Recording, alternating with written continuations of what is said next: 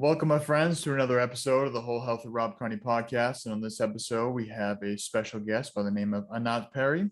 And Anat is a transformational coach who specializes in developing her clients' emotional resiliency as the access to gaining their power back that was lost to traumas and limitations that were learned. So, with over 16 years in developmental work, Anat has helped hundreds of people create the life that they desire. Her deep work allows you to discover what you truly want, create a clear path to success, master being with your emotions, and create a happier life. So, Anat, welcome, my friend. Thank you, Rob. Good to be here. Well, it's good to have you. Our mutual friend, Mr. Ryan Sprague, shout out to Mr. Highly Optimized, had introduced us. I know he had gone through your program and he'd always been saying, oh, yeah, this time at training camp for the soul. Oh, yeah, training camp for the soul. And then eventually I ended up meeting you, and you are one of the founders or the founder of Training Camp with the Soul. And I'd love to just kind of start with a little bit about you. You know, obviously we just introduced you briefly, but kind of where'd you come from? What got you into this world of personal development? Yeah, awesome. Well, I always had an interest in psychology. I actually considered majoring in it in college, and then the idea of 8 years of school was just it turned me off. I was never one to learn by sitting in a classroom. I'm definitely more of an experiential learner. So I went the route of business and finance instead, and the self-development world found me in my mid-20s, and it was for my own personal growth journey. Actually, my relationship with my mother, I remember we did this program together, and she said she'll pay for it, and I said, good, you'll see that I'm right and that you're wrong. And that's definitely not how it went. But I'm grateful for her and for our relationship being a catalyst for me embarking on the journey that I've been on now for almost 17 years. I'd say for the first 8 years of it, a lot of it was cognitive work, mindset work, which I think is very important. It's very important for us to understand the language that we use and the thoughts that we're having. But for me personally, it wasn't enough. It brought me to a state of awareness, but the tools that I had didn't go deep enough to create lasting transformation for me. So I felt like I was constantly managing myself, and 8 years into it, life didn't look that different. I was 32 years old at that point, with plenty of debt, lost in my career, no self-love, in a unhealthy, codependent 5-year relationship. And This was in New York City, correct? yeah, in New York City, exactly. Actually, about 9 years ago, shy of 1 week, is when I bought my ticket to California with $2,000 to my name, no job, no car, no home, no plan, and one friend in California, and just started a whole new life for myself. And here I am 9 years later. So so just to go back and say here that all that work that I did in those first 8 years, it developed me a lot as a coach. I'm really grateful for that, and it was my personal journey. But it was difficult and frustrating to be at a place in my early 30s where I had nothing to show for it.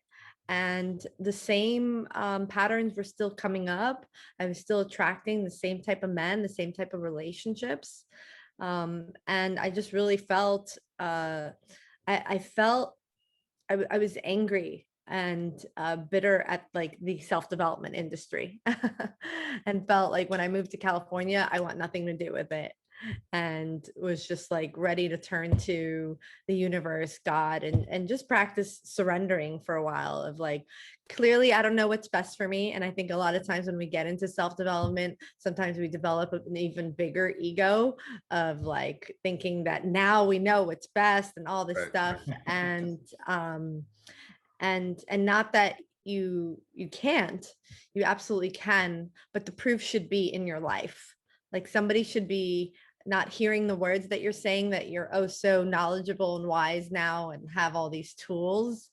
Talk is cheap, I'd say, in this industry. Yep. And more like show me. like look at my life and be like, whoa, what are you doing? Because you look different, you're happier, you got this great relationship now, all these things. That's where I feel, real transformation exists.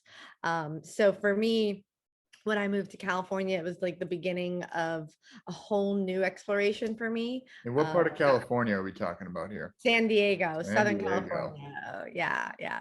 Sunshine area over here. But yeah, I discovered meditation and yoga, and coming from New York City, like that was very new for me. And then got introduced to plant medicine, which I'm an advocate of. Once you have done your own work to know yourself as a healer, and that these tools, that it's just a tool and not necessarily healing you. But something powerful happened from it. And that was, I experienced being in my body for the first time. I experienced my body releasing emotions and energy. And after doing years of cognitive work, I was like, oh, this is what it is to be in my body and connected. And that led me to find my mentor, who for 40 years had been a body mind psychologist. And from him, working with him for 4 months, I really learned how to connect the two and the importance of both, the importance of having the mindset work, as well as learning the somatics and understanding how our body can heal itself and can release the traumas that are stored in there. And so it was after that experience that during that experience, I should say, is when I went through what I call like my dark night of the soul, like realized that transformation is, for the most part, not a walk in the park on a sunny day. It's a walk through a burning forest, and there's a dragon to slay, at least one. And that dragon is usually whatever identity has been, running your life. That's not really who you are.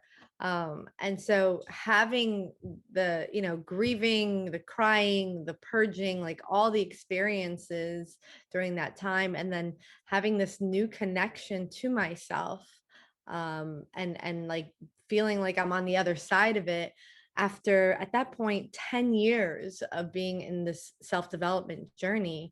I was clear that I had tools that now I could pass on to other people, that I always wanted, was always interested, right, in psychology and coaching, but knew that until I knew that like I could get myself there, that I could have this experience, that I wasn't ready to support others with it. So I still gave myself another 6 months after that to just be and play and adventure. I left my job, went off to Maui, enjoyed myself, adventured, and then I was ready. And so about 6 years ago, August 6 years ago, is when I took on my first client.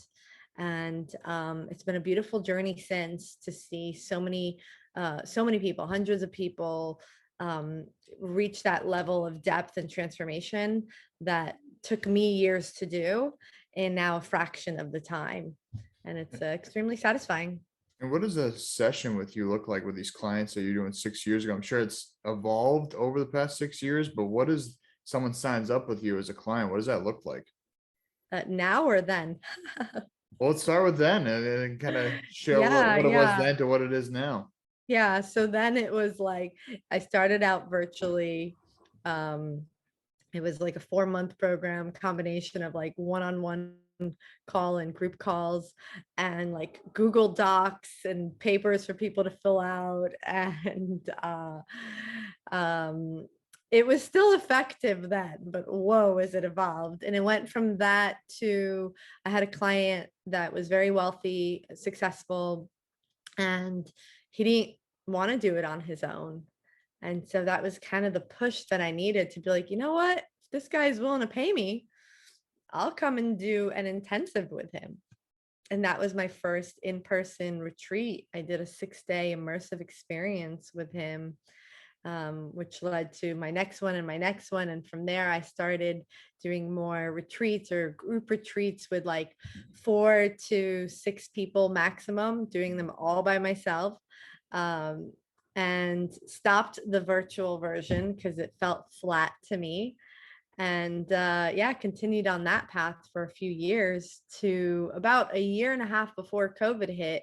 I circled back, or I felt this urge to be able to offer it virtually because I wanted to reach more people, those that couldn't take off time or afford it or travel, or those that just wanted it in bite-sized pieces. Mm. And so um, the next iteration of the virtual program was, oh, let me actually film some modules here. Let me give it to people in a way that they could actually receive it. And that was very similar to the immersive retreat, but just broken down into a program. And so glad I did that, because when COVID hit, I was prepared. I was prepared to shift my business more to a virtual model first, where over a course of 90 days, people are in a group, big group, guided by myself and my co-facilitator, Chris, and then move from there into smaller groups every week, where my facilitators in training, I now have facilitators that I train, it's amazing, get to support people in a smaller group container. And then a retreat if people want to come and go deeper, because there's certain things that you can only experience in person, that 100%. are powerful in person, and we all love in person. And so, yeah, it's been a whole new model in the past year and a half, and been able to reach a lot more people this way. Yeah, and So, I think that there's definitely a lot of power to having this hybrid approach of having some options in person, some online. Because, like you said, somebody's in India and they can't fly to San Diego, California for, a 5 or 6 day retreat. That maybe that doesn't make sense to pay a $2,000 flight. But if you can reach them online, that's one of the many beautiful facets of all this technology we have. Obviously, we can talk about all the downsides. It draws our attention, electromagnetic frequencies, all these different things. But there's so many incredible benefits of these technologies. I think it's really, in my opinion, important to have this diversity of being able to do some online, do some in person. Because, like you said, there's some things you just can't get online. You need that in-person experience. You need that energetic connection, that physical connection, just that way to communicate like humans have been communicating since the dawn of time in person. But then there's the other side where I think it's, also vitally important to have that online capability. So I really love the yeah. blended approach that you're taking here. And, I'd love to have you dive into a little bit more about the training camp for the soul. Because again, I've heard lots of bits and pieces, and I'd love to just kind of have you really define what that is and what that looks like to somebody who's interested. Yeah, absolutely. So I will just say about the virtual, I have helped served clients everywhere from Australia to Thailand to Dubai to the UK to Ireland, down to Brazil. And yeah, it's amazing to be able to give people access and have it be effective for them. So, but as far as what Training Camp for the Soul is, it really is a training ground for you to learn how to gain your power back, power that that was taken away from you by a traumatic experience. And I really define trauma as any experience that your nervous system did not have the capacity to be with. Mm. And so it had to form some survival mechanism in there, and that survival mechanism has been operating as your source of power, but really not your truest power, or experiences that you inherited, that you learned from mom and dad, that like, this is the way to operate, this is the way to be, whether it's like you have to work hard, or life's not easy, or you have to keep busy. So whatever mom and dad modeled to you, these are all ways that we lost connection to our power, to our truest self. And so it's a journey of uncovering what is it that you learned that doesn't serve you, and remembering that it's not who you are, it's what you learned. And if you learned it, you could unlearn it. And taking it to the level of to the depth of like your energy, not just like your mind and understanding, because a lot of us have that understanding. For me, when I was little, my dad worked 16 hours a day running a hotel. And so I didn't have the connection to dad that I always needed, because dad, to all of us, our father represents our connection, our first connection to something that's not us. Mom represents an extension of ourself. At one point, we were connected to mom. So she is our model for everything related to self, and dad is our model for everything related to others in the world. And so for me, the learning, or the gap in learning, that occurred by not having enough time with my father, was beliefs like I'm invisible to others, like others don't see me. Because to me, dad was the world.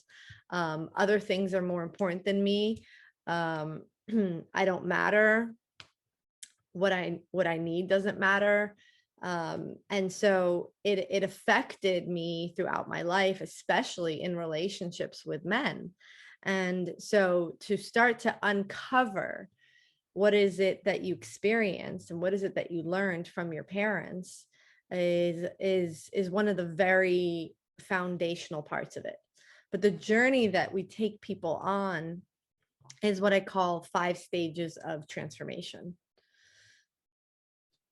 Beautiful. Well, yeah, one thing you mentioned that I like about the trauma is that it doesn't have to be this gigantic event. And I think that sometimes when people think of trauma, they think, oh, it's like some worst case scenario event and that's their trauma. But like you just mentioned, it could be something as simple as a belief that we held on to, that we were told and accepted, and now has become the direction by which we live our life.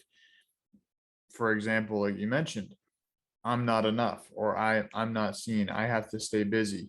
And if you're staying busy, yeah, you can stay busy with basically anything. There's no excuse to not be busy nowadays because we have our phones, we have computers, we have all these different distractions. So we can stay busy. But what is that doing? That's really distracting us from the reality of actually getting behind that little wall that we put up of having to stay busy, whether that's to feel productive, whether that's to feel important, whatever the reasoning is, the outcome that we're pursuing. And like you mentioned, is oftentimes external to us. I have to stay busy so that other will approve of me, so that I will be perceived as successful. And I think it's really important to know that the father figure plays an important role in that. I like the way that you said that. It's the first iteration of outside of ourselves. And I know that our mutual friend Angela always says, especially as a man, the first person you want to impress is your father.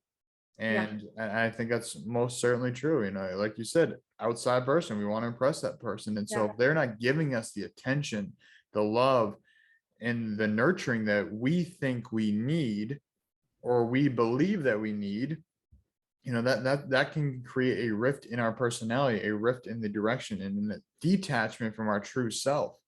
And a big piece you mentioned there is unlearning. And I think that's really, you mentioned earlier about personal development. People, they start on this journey and often feel like they know things, but it's oftentimes we know things and then we have to unknow the things. I think the first step of personal development is learning something, and then the next step is like, oh, I actually have to let go of everything else I knew before. So Yeah. it's really this interesting balance of letting things go. And I've definitely found in my experience of hosting retreats and attending retreats that a lot of unlearning, a lot of deep work can really happen in a very short amount of time. So I think to people listening, if you've never been on a retreat and you hear 5 days, 6 days, what can really happen in 5 or 6 days? But if you go on a fully immersive retreat, you will see a whole heck of a lot can happen in 5 or 6 days. Well, yeah, and picture if I took you on a 6-day retreat to unearth a garden, to transform a physical garden, right? How much could you achieve in 6 days? Well, depends on the tools you have, right? And so that was the difference for me. I'd say that my first 8 years, I only had tools that trim the weeds. So not a lot of transformation happened long term there.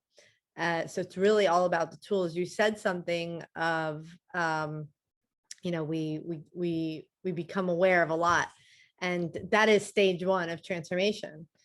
is awareness, but it's just stage one. Right. And for at least me, when I started my journey of self-development, it's that awareness that gives you that like aha experience. And I thought that was transformation. We think just becoming aware is enough. It's like, oh, I'm aware. Oh my God. Yeah, now I know why. Okay, so now that I know why, I can do this instead. And that's what I call trimming the weed. Because it feels good when you trim weeds. Everything looks pretty Sure. for a week or two. And then it grows back. And then, oh my God, I'm acting that way again. And you have to keep managing it. And that's where the frustration happens. And for those listeners that maybe have experienced this and have given up because you think, well, this is it. I probably can't change. Or you've given up on your partner that seems like they can't change and you're ready to file for divorce because it's never going to change. I want to share with you the other stages so that you recognize a stage that you either skipped that you didn't know was important, and to reinvigorate your belief in the possibility of transformation if you're willing to do it, to do all the work, to do all the stages. So yeah, because I've saved marriages and then I've also helped people file for divorce. That that was the right move. Speaking of Angelo, I helped him actually stop dating chickadees and ask his wife to be out. So yeah, there's so much possible when we actually do have the right tools. We're all making an effort to do the work. If you're listening to this podcast, most likely you're listening to it because you're making some effort here. So I really want to give people more of the tools, and I'm going to give away some tools today that you can start to bring into practice right now and see the opportunity, see the shift there for yourself. Yeah, and I think an important word you said there is the word work. It takes work. And as you said earlier, it's not always a walk in the park to transform. I mean, even just think of the transformation that I think is the most notable that we all think about. Now we often think about as a butterfly. A butterfly who's going from a caterpillar to a butterfly, there's a lot of work involved. It has to build this cocoon, it has to get itself on a sturdy branch, and then it has to spend time in solitude working on itself.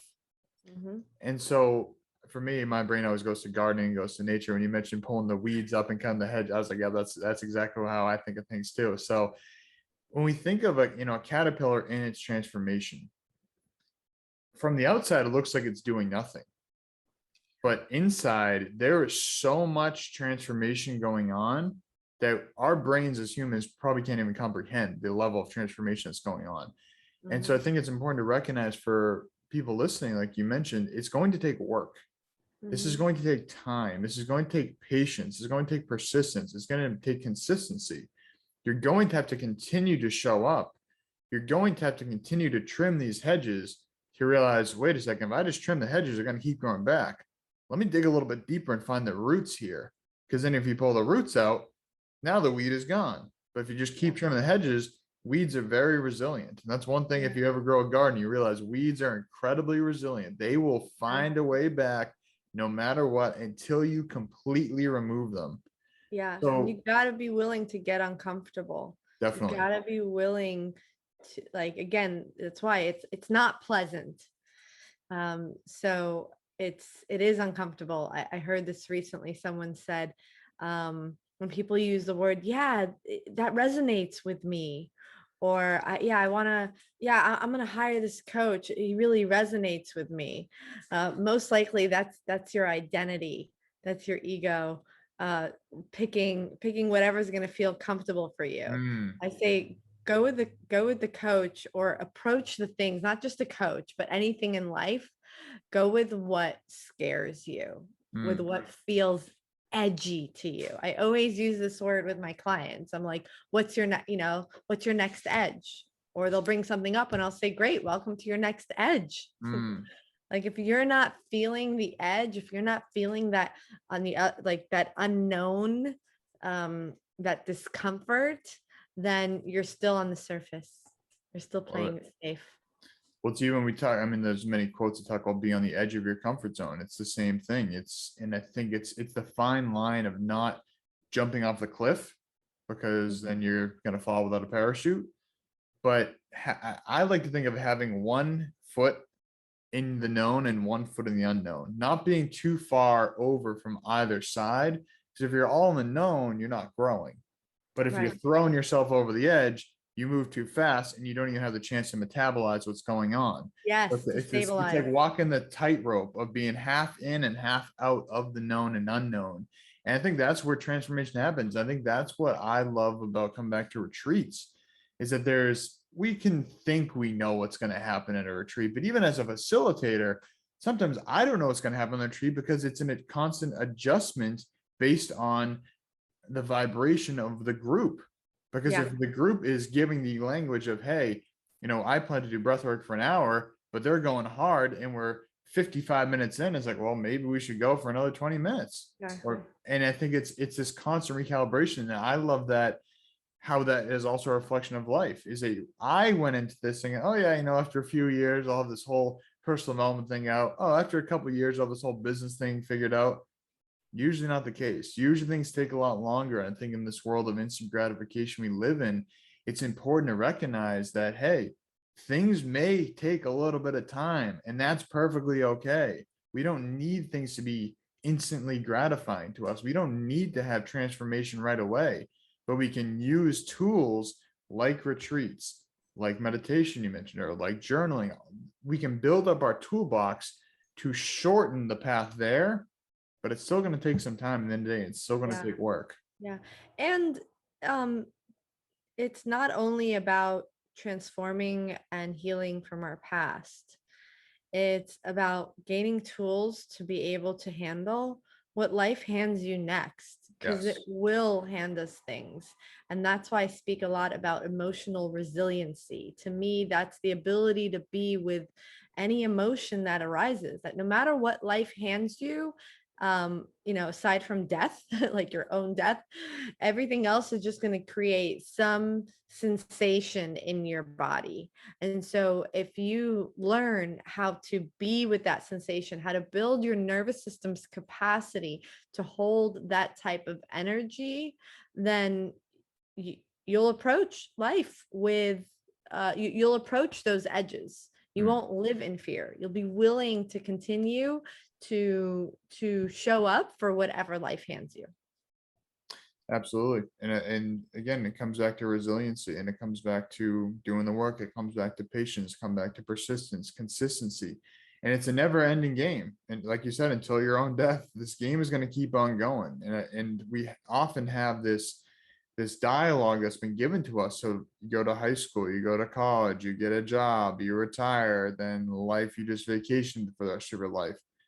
But that's a very linear path, and life is it's just not linear. It's what it comes down to. Life is not linear. There's always ups and downs. And the more resiliency that we can create, those downs don't become as low, because we Yeah. recognize, hey, this is just part of the game of life. You can Yeah. get really caught up in these lows, but once we recognize, hey, this is just part of the game, and this is actually an opportunity, this is actually an obstacle. You think of any superhero movie, they all have obstacles. They don't look at it and say, Yeah. oh, well, there's an obstacle, I'm just going to stop here. We got to figure it out. We got to keep trying. These are just building that resilience in our brain, in our body, and we just have to keep going forward. And I'd love to just kind of shift into some of the tools that you utilize for people to overcome a lot of these challenges that they're facing. So obviously you're working with a lot of clients that are coming to you with challenges. So what are some of the, start Yeah. with some of the most common challenges you see in people and some of the tools that people can utilize to overcome them? Yeah. Challenges. Um, Self-doubt, I'd say, is a big one for people. Um, And when you say self-doubt, do you think more what realm? Are we talking just life in general? Are we talking about personal development? Are we talking about relationships, business? What kind of area are you seeing self-doubt in? Uh, business, I think the courage to leave the like 9 to 5 paradigm and really follow their heart's desire of like stepping into their gifts. So there's definitely a lot of that and a lot of transformation in that. So a lot of my clients take that leap and succeed with it afterwards. So that's a big one. I'd say, I mean, you really see everything. I've worked with clients in their 50s to, new like college students in their 20s. So, but definitely that's a big one. What else is a really big one? Relationships with other people, how to have deeper relationships, how to actually attract healthy relationships. Oh, and then another big one I'd say is boundaries. A lot of people, they struggle with boundaries, especially with their families. How to create better relationship with your mom, your dad, your siblings, your family, and feel like you can love them for who they are and respect them, but also like love yourself and have those boundaries. So boundaries is another big area. With my clients, when we explore the work together, we look at specifically the 5 areas of what I call childhood development, which is your self-esteem, your ability to express your needs and wants, give yourself what you need and want, limits and boundaries with yourself and others, responsibility, and connection to yourself and others. So you could look at these as like the 5 different areas of the garden. And we look at from the lens of mother. So what mom modeled to you in all these areas, and mom, you can replace the word mom with the word self. What did you, how are you with yourself in these areas? What did she model to you about how to be? And then the same 5 areas we look at from the lens of father, and what dad modeled to you. And you learn by what you saw, heard, or felt energetically from them. And you either copied or you rebelled. But whether you copied or rebelled, neither one is really who you are. So yeah, so we're intentionally, proactively exploring. So someone may come to work with me, something brought them there, like, I'm unhappy in my marriage or in my career, or, I really want to stop being such a people pleaser. That's another big one. They may come with like, they see that one weed in their garden, but we're going to proactively look at the whole garden. We're going to uncover everything and give you the tools for it. I love it. Well, one thing Yeah. I'm seeing between these things you mentioned, self-doubt, relationships, and and I'm blanking. What was the third one you said? Now I'm blanking. Self-doubt, relationships, and was it confidence? Is that the other one? Sure. There's many. Well, we'll roll with that. It just drew a blank. So what I'm seeing is the relationship between all 3 of those. Or no, boundaries. That was the third one. Boundaries. Boundaries. So Yes. we're talking about boundaries, we're talking about self-doubt, and we're talking about relationships. As soon as you said those, I see how all of those are working together. So if you don't have boundaries and you're doubting yourself, you're probably not going to have great relationships. If you don't have great relationships, you may doubt yourself. If you don't have great relationships, you may not have good boundaries. And so as you're saying that, I'm just seeing how all 3 of these are working together. And I think that's one piece about personal development that I don't know if it gets talked about enough, but when you work on one area, it inherently trickles out to all these other areas of your life. For instance, if you set better boundaries, you may actually get in the best shape of your life. Why? Because now you're not people pleasing. Now you're spending time going to the gym. You're spending more time eating healthy food. And so I think it's very, very intriguing to me. Like you said, somebody may come to you for one thing, but they leave figuring out, not only did they figure out that they had other challenges they were dealing with, but they found solutions to challenges they didn't even know that they were there at a conscious, or they was there at a subconscious level. And so I think that's something I find very interesting, is when you think that this is the thing that's causing me challenges in my life, but oftentimes that's just that's like the tip of the iceberg, and that may Yep. not even be causing the challenges. Like you say, oh, I have relationship challenges. Well, maybe it's you're not setting boundaries, and maybe it's self-doubt, and then Yeah. inherently the relationships will come to fruition in a more healthy way. So I just think it's fascinating how all these little pieces can constantly work together and just bring more harmony to our lives. Yeah. Yes.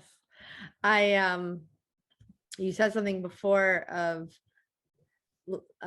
life handing, whatever life hands you, like we got to be resilient enough to be with it. Well, I said that, and in your response you said acceptance, and that is stage 2, like the importance of accepting whatever it is that you are experiencing.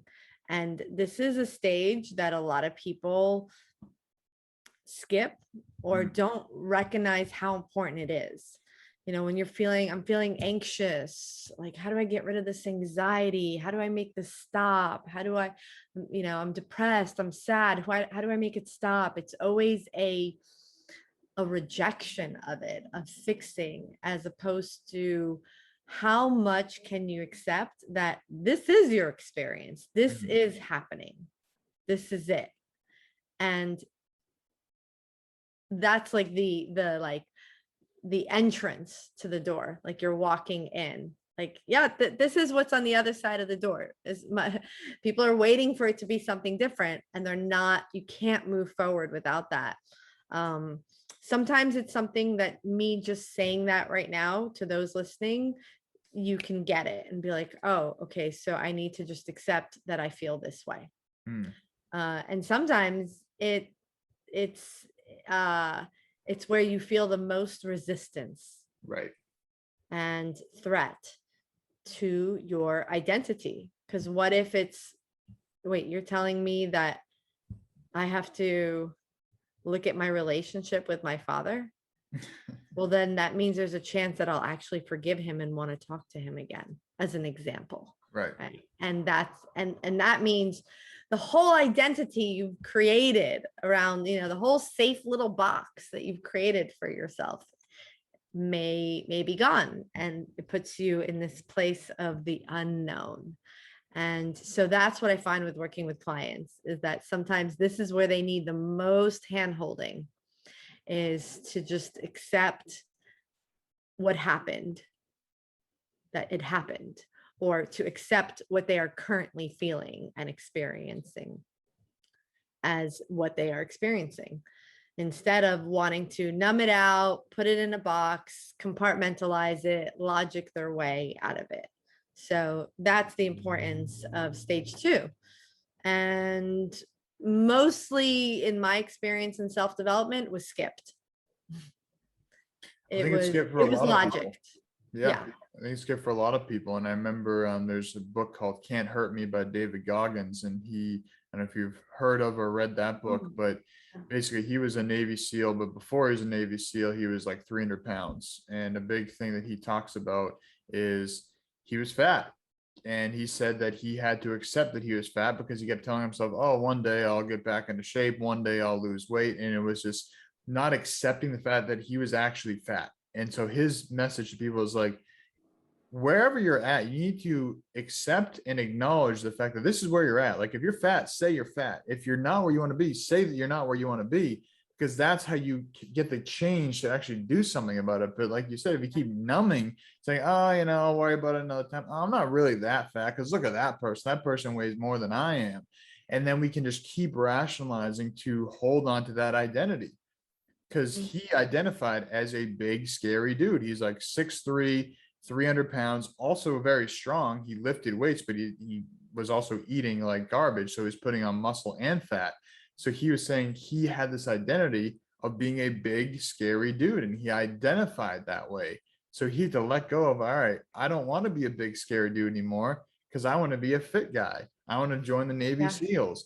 And so, but that came with acceptance. So I always like that. Whenever I think of acceptance, that's a story that always comes to my mind, is we have to be honest with ourselves. And Mhm. that may hurt our feelings. That may hurt our ego. Like we're talking about earlier, that may hurt the ego. If we acknowledge the fact that, hey, maybe I'm not as great as I think I am, we actually need to acknowledge that phase, accept that, so we can move on to the next stage of development. And I think, like you said, that is such a vital, important phase of development, is acceptance of where we're at.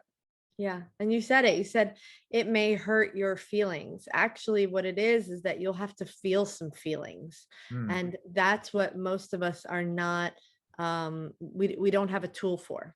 Most people don't have the right tool to know how to be with emotions that we've labeled as negative.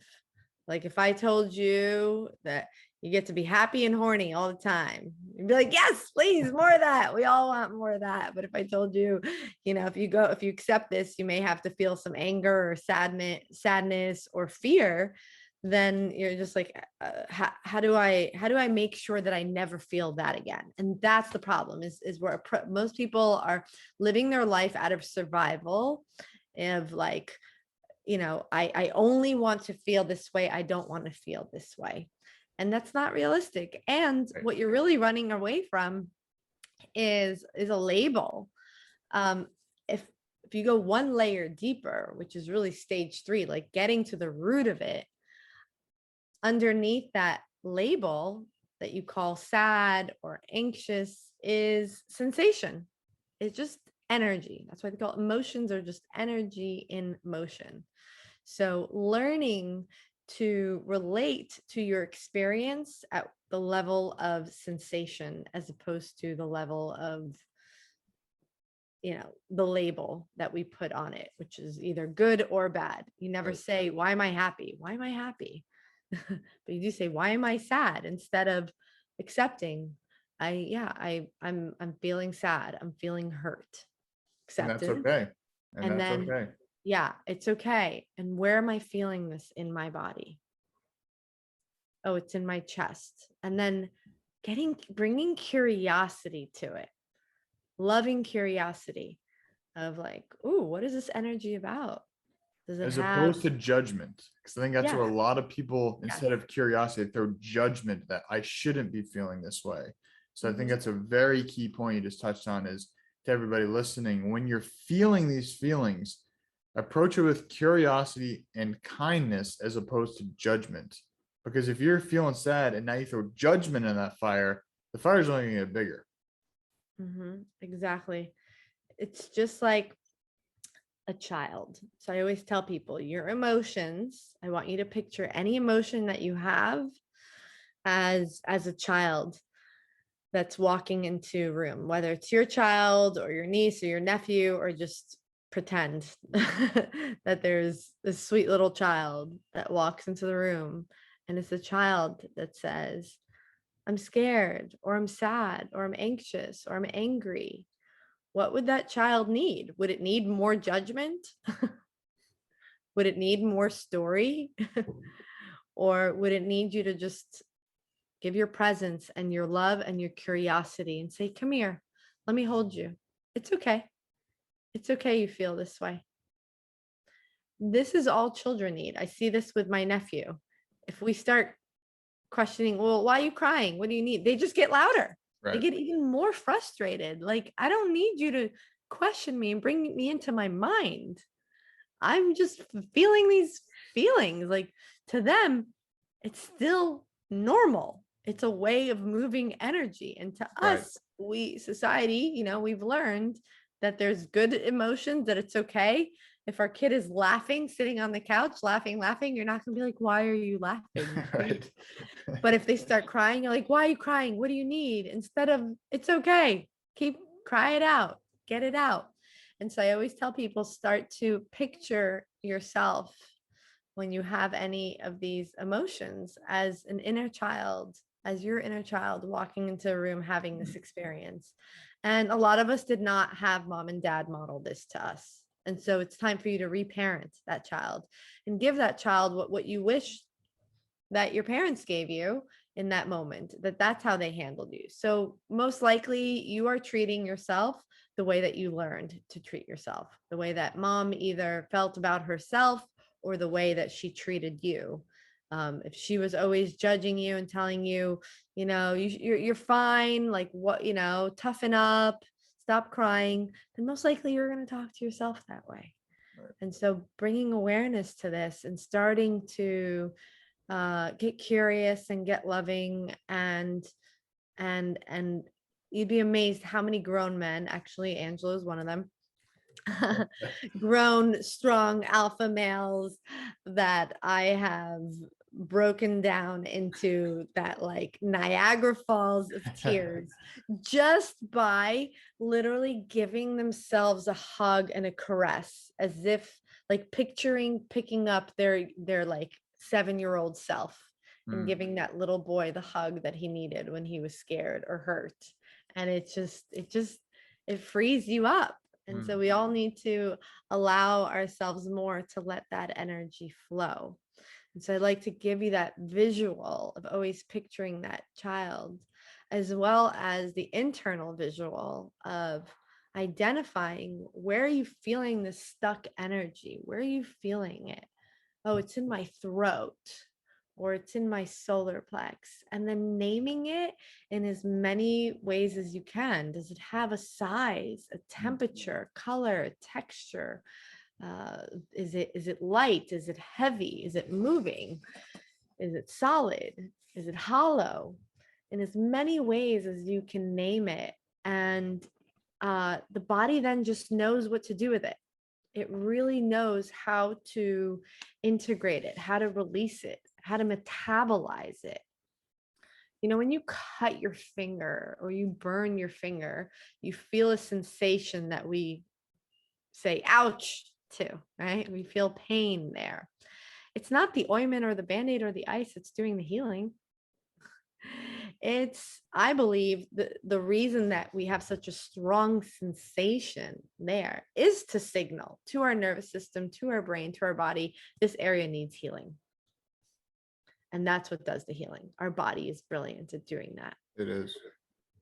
When it comes to our emotional wounds, we've learned to override it with our mind. And so the importance of coming back into our bodies and feeling safe to trust our bodies to know how to process that energy when you are observing it, when you laser focus on where it is with love and curiosity, not judgment, because judgment is separation, is rejection of it, but like love and curiosity, the body will start to process it, will release it. Right. And some of those ways may surprise you. Yawning is a form of release. It's a way that like the nervous system is accepting it and down regulating and expanding into it. So if you think you're tired, most likely it's not that. I've seen clients consistently yawn 40 times in a row. Burping is a form of release. And I'm not talking about because you just ate a good meal or had a soda. Crying, of course, is such a powerful form of release. Catharsis. Sometimes when there is anger there, we do need to have a good scream or punch a pillow to move that fire energy. And sometimes I've had clients that think that that's what they need, when underneath that anger is a hurt little boy or girl, and really they just needed to hold themselves and allow themselves to cry and to grieve that they were hurt in that way. Beautifully said. Yeah. Hot and cold flashes is another one, getting really hot, really cold. And then tremoring, shaking. If your body starts shaking, that's actually good. That's your nervous system down regulating. It's expanding its capacity to process this energy. Absolutely. Well, one thing that, is really coming up for me is you mentioned about watching your nephew. And so when I used to lead an after school program with kids are phenomenal at letting energy move. As you said, energy and motion, they're expressing their emotions. Same thing with animals. You see a dog, it gets excited, it just goes crazy, it runs laps, it knows how to let its energy, it knows how to let those emotions go. And so watching kids, you mentioned the shaking. What do kids do when they're frustrated? They jump up and down, they're swinging their limbs, they're making noises, they are moving so much energy. They're the most pissed off human being you've ever seen. And then 5 minutes later, they're the happiest human being because Exactly. they let it out. Whereas you mentioned earlier, we have this conditioning, especially with a lot of men. Men don't show emotions, men don't cry, real men don't cry. A lot of these belief systems that we've been conditioned. Oh, don't cry, you're being soft. All these little sayings that we can pick up. We've become very poor at regulating our own emotions because we suppress them, because we don't let them out. And so I love that you gave some of those signs. You mentioned crying, you mentioned shaking, you mentioned, yawning, burping, a lot of these ways that energy is moving.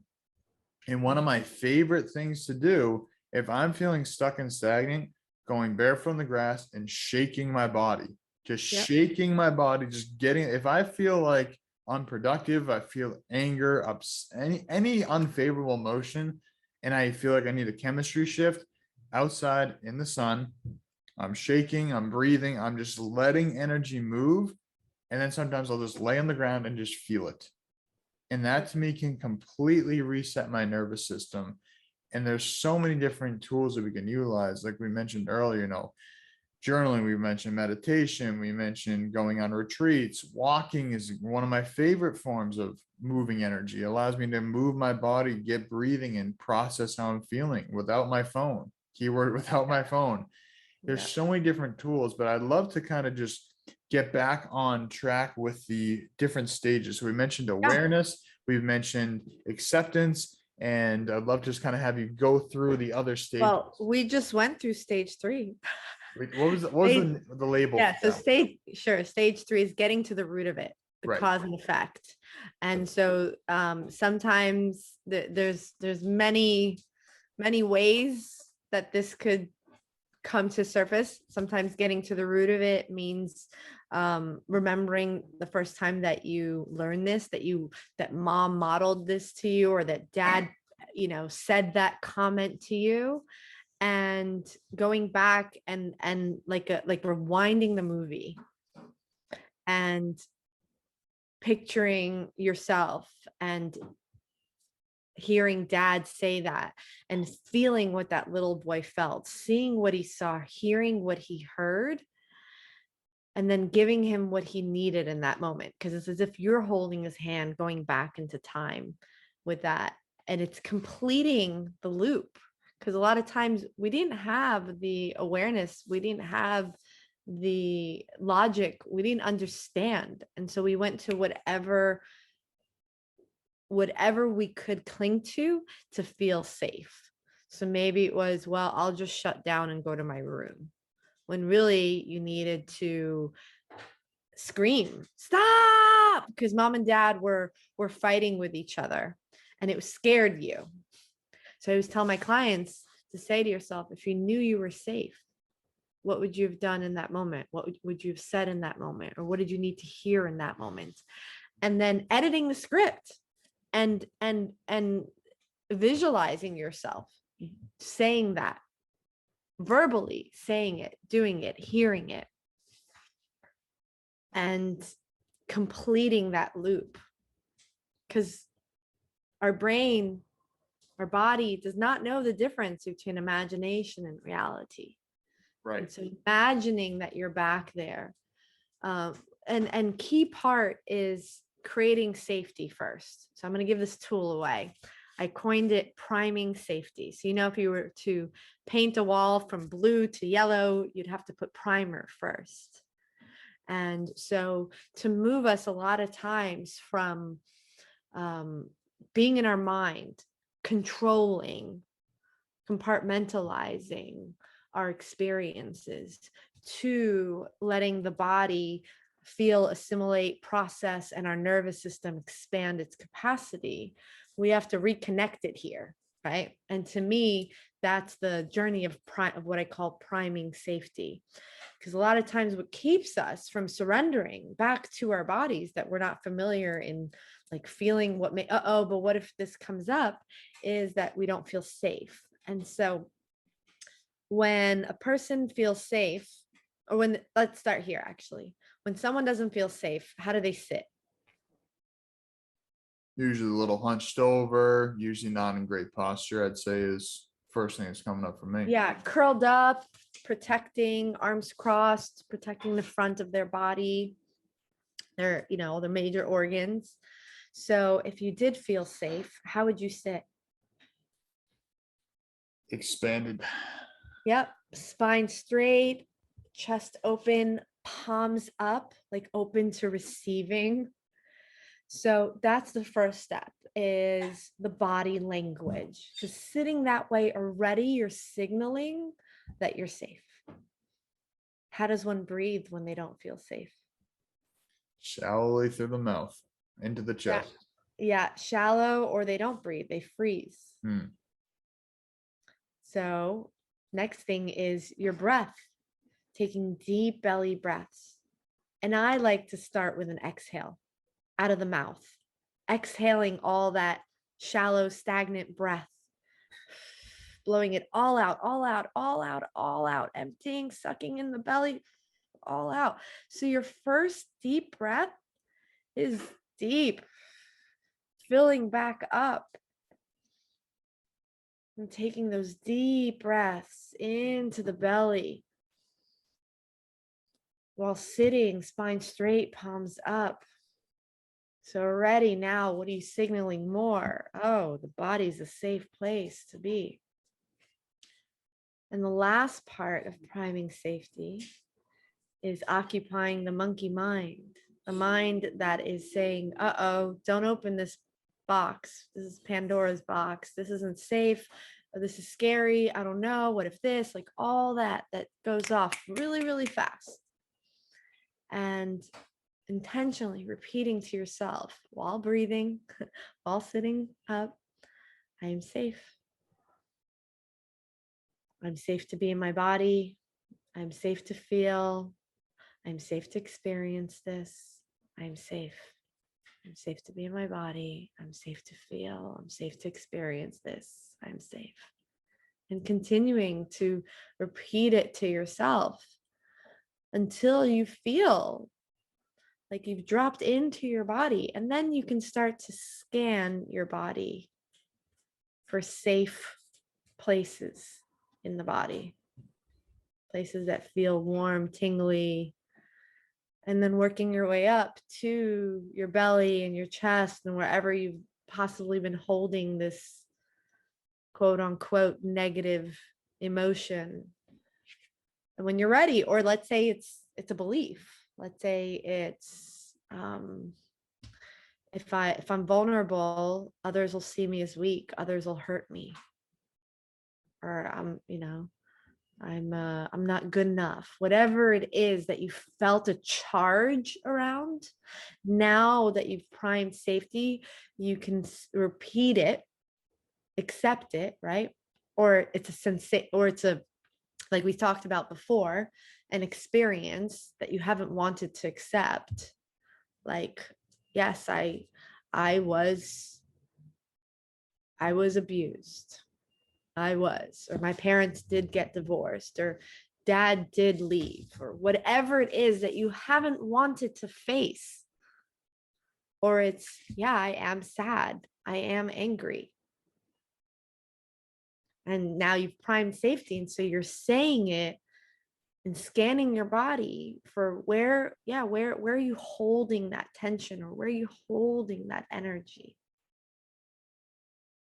And so that's an important practice that I forgot to say. As you enter stage 2 of acceptance, you want to make sure that you've created a safe place to hold that, and then observe it. Picture that little boy or little girl. Give yourself a hug as much as possible. Picture yourself, and then pick yourself up and hold yourself as you're feeling that experience. And then observing it for how long? Well, as long until you feel a shift. Yeah. And sometimes it takes visualizing that experience again of mom and dad yelling at each other, and you feeling so scared, like, oh my God, are they going to leave? Is dad going to leave? Is dad going to hit mom again? And and repeating to yourself, I'm safe. I'm safe, safe to be in my body, safe to feel this. So, the energy, that anxiety, let's say, is arising, but now you're being with it and you're observing it and you're like, okay, it feels fast, it feels tingly, it's cold, it's running between my throat and my solar plex. And you start to observe it at that level that you couldn't when you were a child. And now you can. And suddenly the release happens that couldn't happen before. That loop gets completed.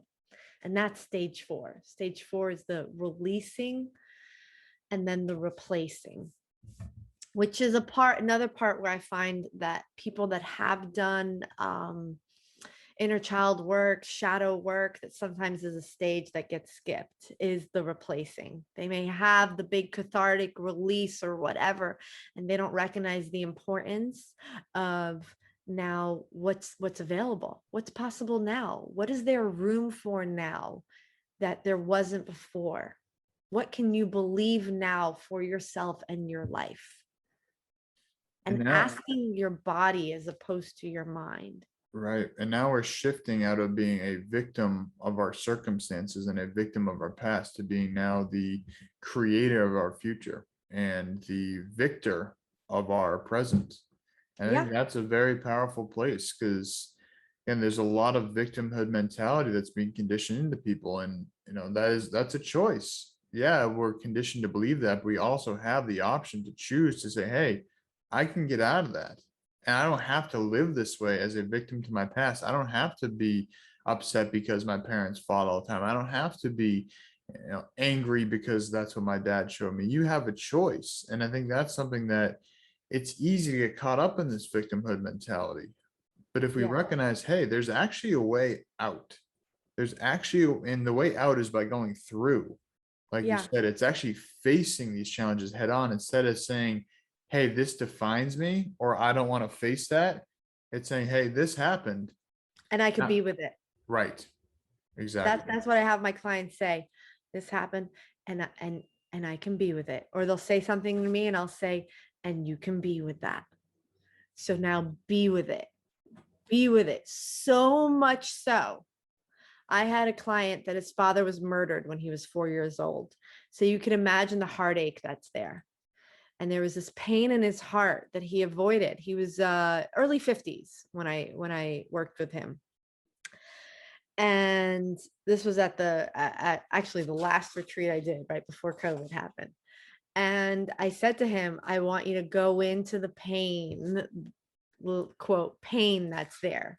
I want you to observe it, get curious, feel it. Yeah, keep being with it, keep being with it.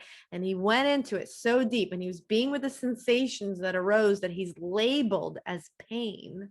So much so that on the other side of that, he said he experienced ecstasy. Mm. He was like, oh my God. He was like, I didn't realize that this feeling that I've been running away from my whole life would feel this good. Because you know what it is? It was love. It was so much love that he had for his father. So much. And so the way through, right? The way is through it, is accepting it and then saying, I could be with this. I could be with this. I could be with this. And what you're doing is your nervous system is building its ability to be with this energy, this sensation, and then know how to integrate it, how to process it, how to release it. For him, it was like ecstasy. He just felt ecstatic. He was like, oh, yeah. And there's a quote by Joseph Campbell that bliss is any feeling felt all the way through. I like that. Yeah.